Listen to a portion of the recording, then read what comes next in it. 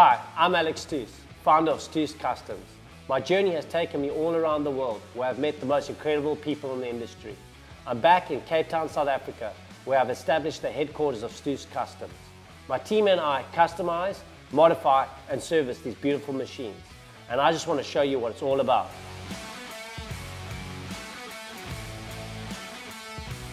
Welcome to Stoos Crafted Season 2. In this season, you're going to see some epic customization, modifications, and meet some very talented craftsmen on my road trip down the garden route and back via the iconic Route 62. In this episode, we peer into the vault and hear what Jay has to say about the 2020 Ducati Scrambler. I travel over the Franschhoek Pass to the small town of Villiersdorp, where I visit gifted artist Mel Elliott and see how he turns a blank canvas into a piece of art. We also meet up with talented craftsmen Jared and Rikkus at the Great Break in Mossel Bay. I finish up the Monster Energy collaboration build and we see what's been happening in the workshop. To end off another great Stoos season, we celebrate with friends, family, customers and motorbike enthusiasts at our annual birthday bash. So sit back, relax and enjoy this episode.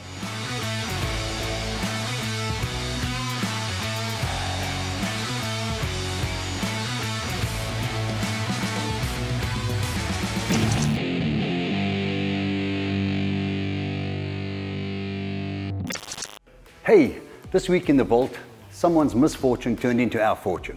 So we've had an accident repair job, nothing too crazy, just fall over in the wind, but we're fortunate enough to have this beautiful little machine in the vault this week. This is the Ducati Scrambler Cafe Racer, which is Ducati's homage to free spirit and style for the 60s cafe racer movement. This beautiful blue frame, peering out underneath this matte silver tank, the number boards, the seat cowling, the nose cone, the bar end rear view mirrors, it all just reeks of the 60s movement. One thing that I do love about this motorcycle is the blue frame. You know, we see Harleys through here all the time, and one of the golden rules with the customizing of the Harleys is don't paint the frame.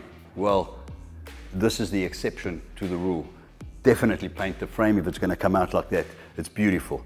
Being a 2020 model, obviously, it's got all the modern features and the performance that you'd want. Or just taking to the open road, I can see how someone would get lost just cruising around the city. This would be a bike you could have a lot of fun on. If you look at this bike, everything about it just says Cafe Racer.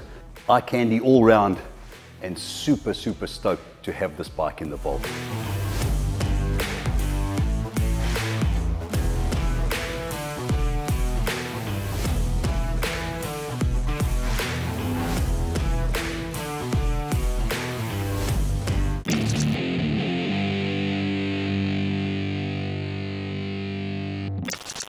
Okay, so you can see it's a lot of complex parts that come together to build one component. And we're about to start the machine in. The programming has been done. And as you'll see, the seat bracket, the seat base, and moving on to the bum box. So yeah guys, I'm going to show you a quick animation of how these components come together to produce a part. As you see, we've got the seat bracket, the seat base, which will tie in with the bum box. Okay guys, as you can see from the programming and the design, we've now able to start the machine in, and we've previously cut the seat brackets, as you can see, and we're about to cut the seat base now. So let's get cutting.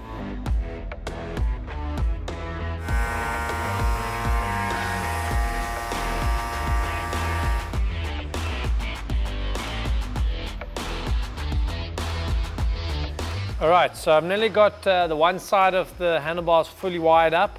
It's quite a tedious job running the cables internally, especially on the fuel injection bikes. You got a lot more wires with the fly-by-wire and all that, but it makes a hell of a difference at the end. It makes it super clean. So I put the extra 2-3 hours, whatever it takes, to get that clean look.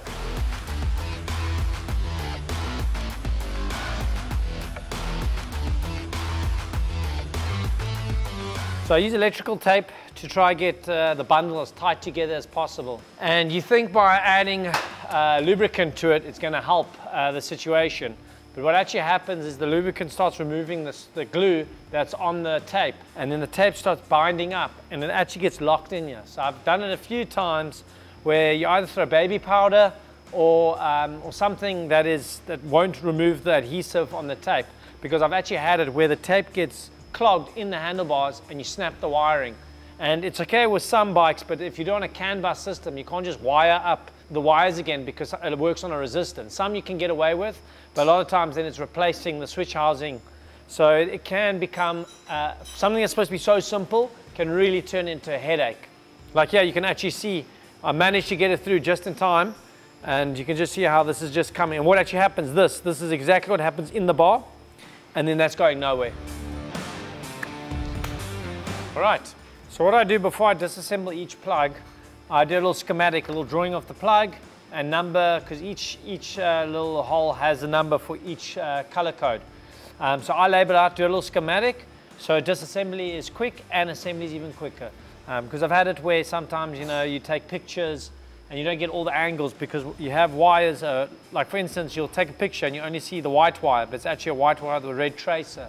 And then you mix up wires and then you can end up wasting a lot of hours trying to find out which wire goes where, because just because you unplug it, the corresponding wire color is not always the same. So it's very important to just draw a little schematic out, a little brief drawing, and then just number and label the plug.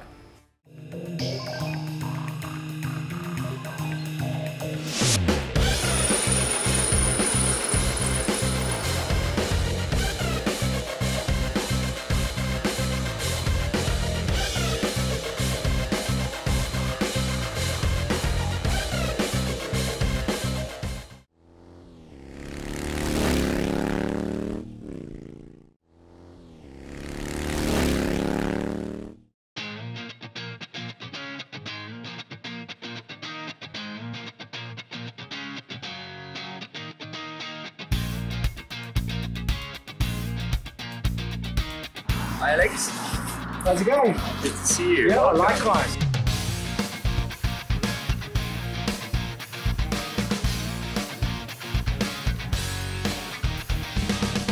Mel, I just want to thank you for not only having us at your house, but at your studio. How did you begin as an artist? Well, first of all, thank you for taking the time to come out here. It's a family business, so I grew up with it. Now my wife and I run the family business, and it brought us here to Villiersdorp. Villiersdorp's a great place to be in. You're in sort of one of the most paintable areas in Africa, yeah. Just off your doorstep, waterfalls, vineyards, rivers. We meet lovely people, aesthetically minded people. You also train other artists that are looking at getting in the industry, sharing your craft with as many people as possible. Everyone can paint. They just haven't attempted it yet. Yes.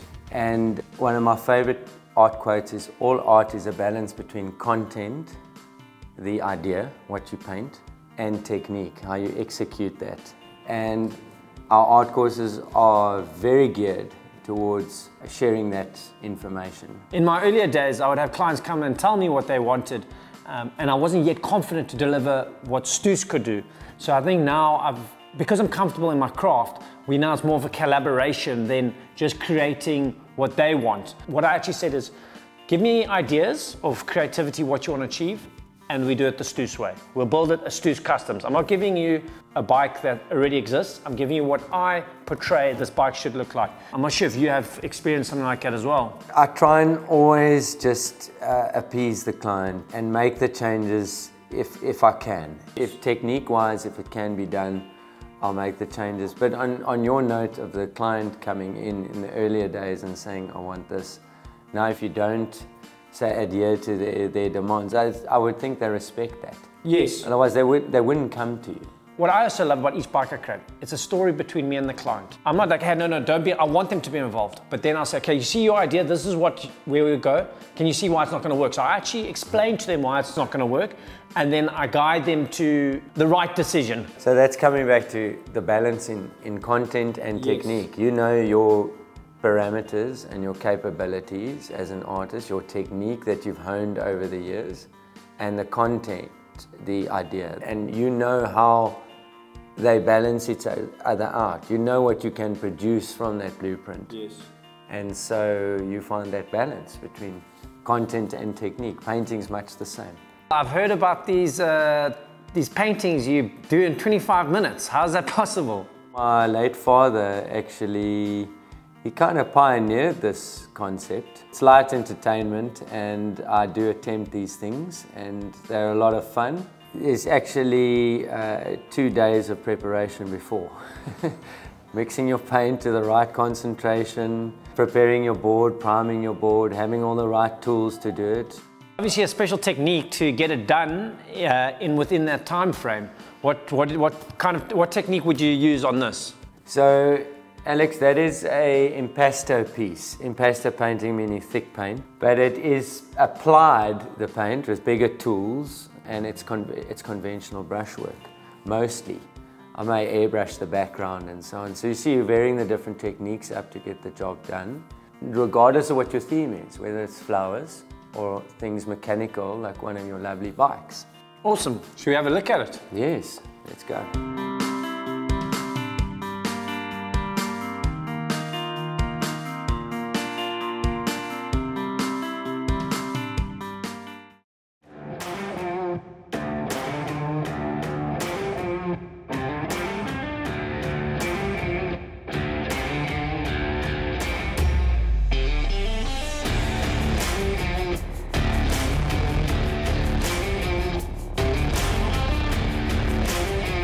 Guys, thank you so much for letting me come and see what your craft's all about. Can you just give me how it all started, the ins and outs and the inspiration that keeps the brand driving forward? Yeah, it started a few years ago. Originally I studied architecture. The industry wasn't a great fit for me, and I started looking for kind of creative outlets in other avenues, and I loved hiking, camping, grew up camping and climbing mountains and things. So the illustration and the design side, meeting that was the start of drawing and illustrating the outdoors. I started sharing my artworks with people online. That grew, got feedback, started doing commissions, and grew quite a nice audience from that. As the illustrations grew and as the brand grew, we jumped in full time into the business. What kind of products do you guys purely manufacture and then bring in and then rebrand? There's some leather, bringing in illustrations onto leather items like leather notebooks and patches that go onto the caps and so on. Try to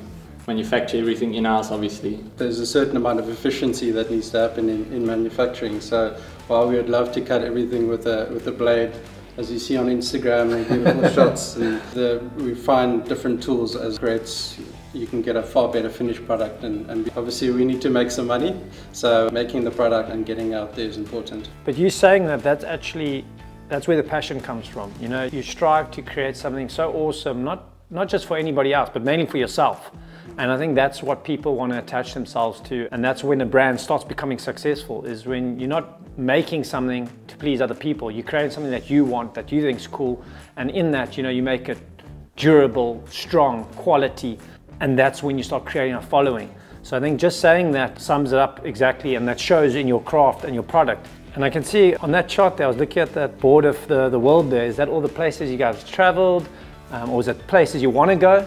That map in particular is where we've gone, and we also had it in our shop for a while where people from out of the country or in the country could go and put a little pin. That's awesome, and then hopefully your product makes it there as well, because if they're clients here, they're most likely taking your product over there. We do a few international orders as well, but we'd love to grow that a bit more. In preparing for you guys to come and visit us, we did a bit of research on who you were as well, and we got a little bit inspired as well ourselves. So we've put together a design for you, a t-shirt back print. Yeah, I hopefully you'll love. Jeez, that's awesome, man. Yeah, that's the XX.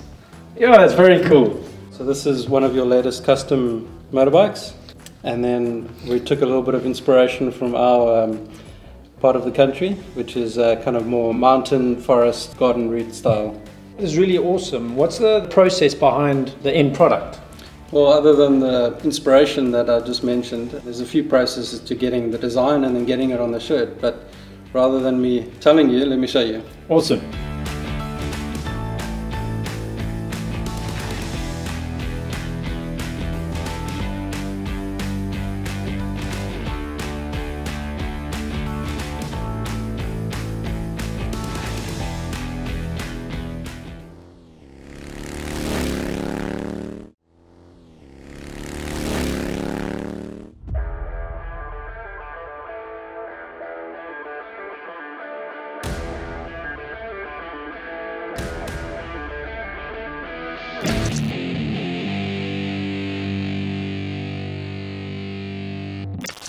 So as you can see, it's a lot cleaner having the wires go through. This particular handlebar is quite tricky because we went with MX style bars. So it's got a real thick wall thickness, and your internal hole is like 10 mil. So you really got to be quite careful. But anyway, looks really sick and I'm super stoked. So I'm going to finish off the other side. Then I can fit the handlebars wired up. The last thing we're actually waiting for is Nick is busy machining the bum box so that can go to paint. The painter has the tank. It's just a matter of finishing the last final details on the bum box, and then that can get coated. And we're pretty much then really close from ripping this up and down the road. I'm super pumped and I can't wait.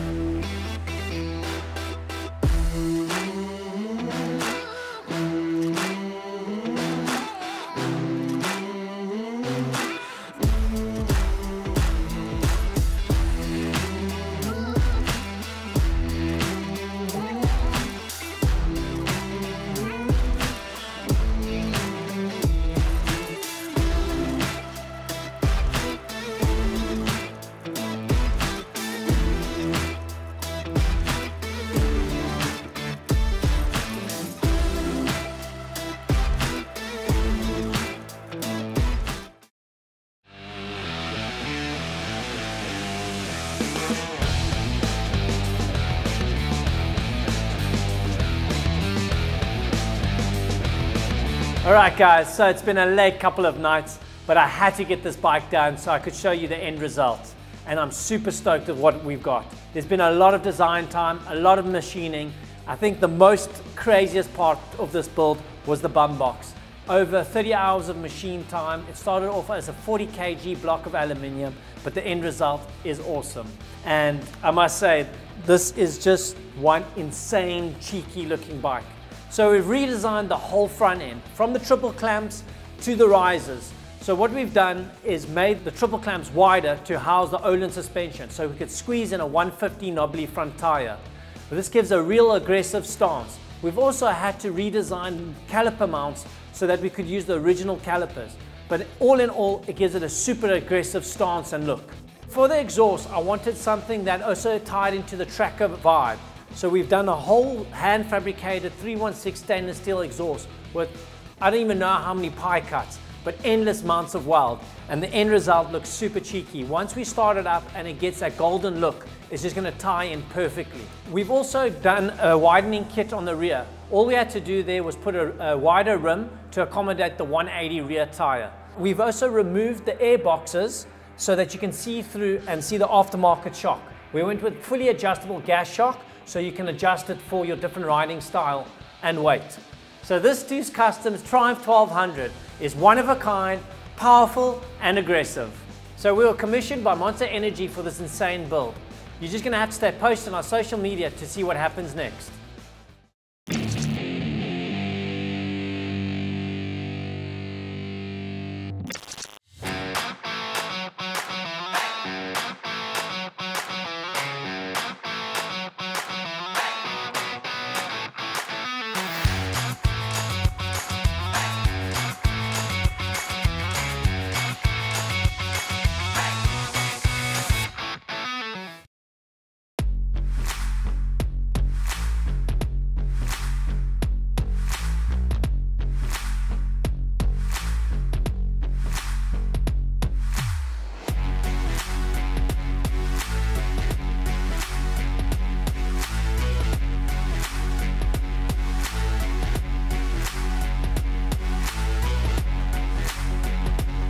Alrighty, so here we are at our birthday bash, wrapping up 2023. We've got our stunning bike done over here, as we have already all seen. And just look at the turnout here. What a fantastic day. It doesn't get any better than this. Thank you guys, and I wish everyone was here.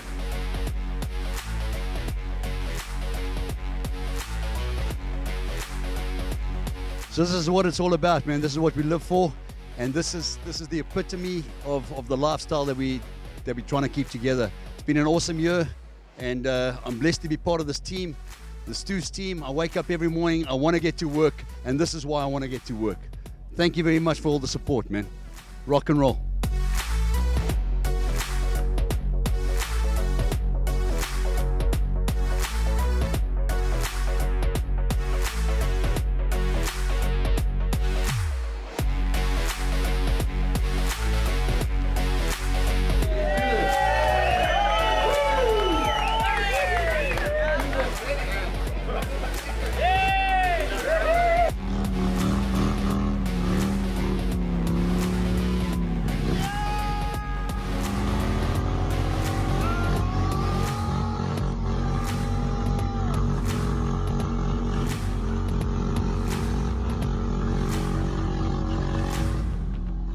All right guys, so 2023 has been the most insane year with travels, new builds, great sponsors. It has been absolutely insane. And what a way to end it off. Stoos Customs Birthday Bash 2023 is nothing but amazing this year.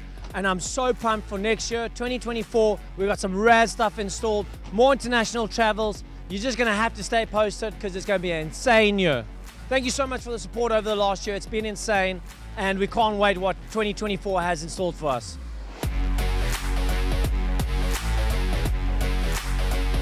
Follow us on Instagram and Facebook, or go to our website, stooscustoms.com. I hope you enjoyed Season 2 of Stoos Crafted. For any feedback, please email info@stooscustoms.com. See you soon.